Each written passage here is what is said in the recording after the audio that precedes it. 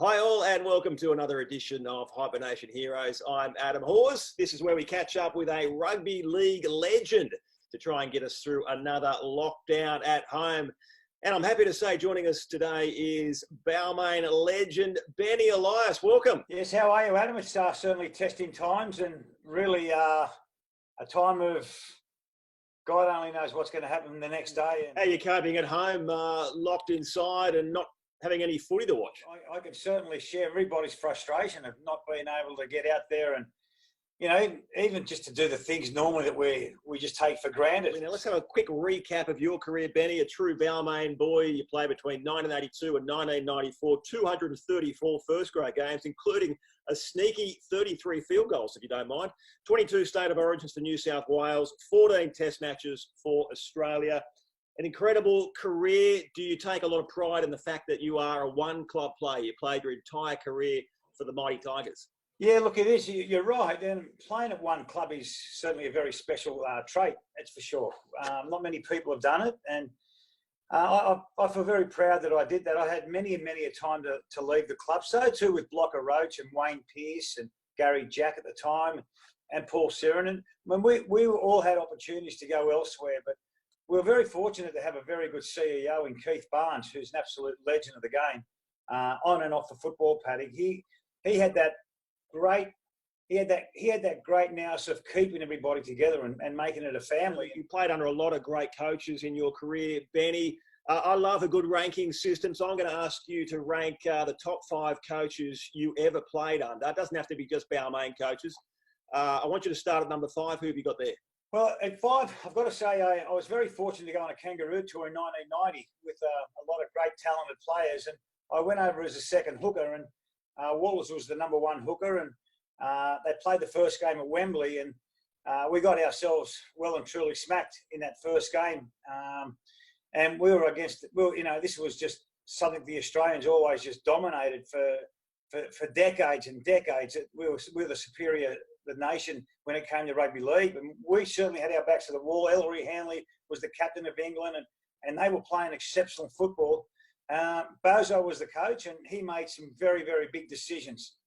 He dropped 4 players from the first test to the second test, and fortunately, I was one of those players that got the call up to come up and take Waller's spot. And we had our second game, and the second test was being played at Old Trafford, which was what a game. A real hard sort of competition, especially with a very, very well-renowned try that was scored in the last couple of minutes of that second test, which kept the series alive. And the third we went to Ellen Road, and obviously we won that one there and won the series. But the pressure on Bobby Fulton at the time was enormous. And and Bozo's a very proud man. He's a very cocky man, very confident, and a lot of pride. He's won premierships. He's as a player, as a coach. He made those very, very courageous changes, and they proved dividends at the end of the day.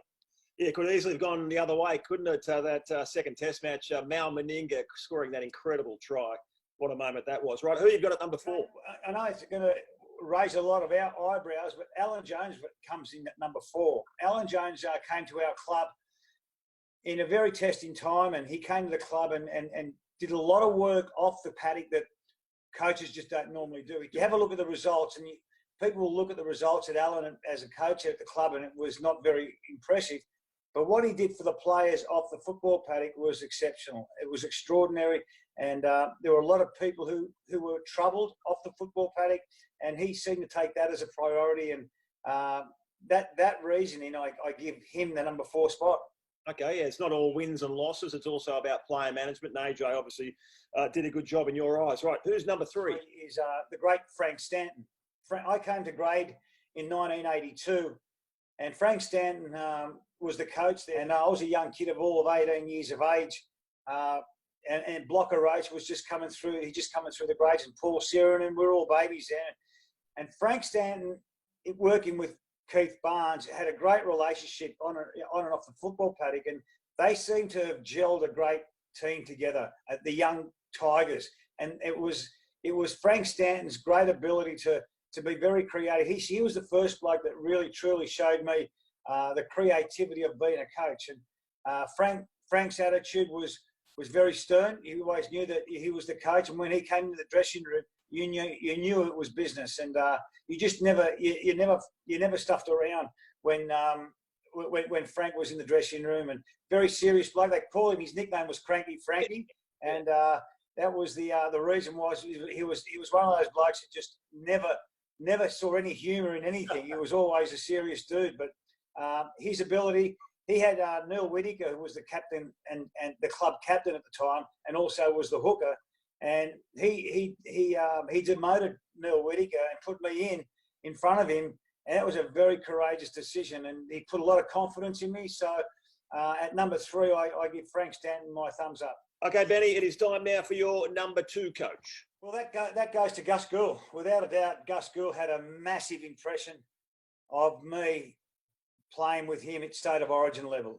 Gus had this amazing ability to tell stories. You saw blokes like Blocker Roach and Bradley Clyde and Laurie Daly and Lazarus. You could see these blokes, they just wouldn't say a word after that story. And we got onto the bus, the short trip over from the Holiday Inn at Coogee to the Sydney Football Stadium, and we played a move, our first penalty we played. It was a set play, and he picked on Mal Meninga as a bloke that would be the robotic play that we're going to attack on.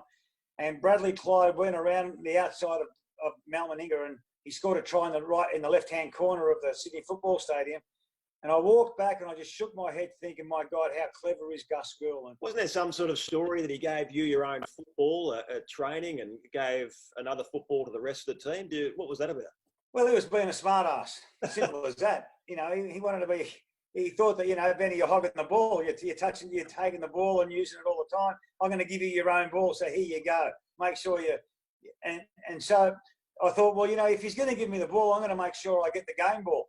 And after he gave me that ball, I did get man of the match, and I did get to keep that ball. And it's still in my it's in my den still, and it's signed by all the players. And I say, to use Gus Gould, there you go.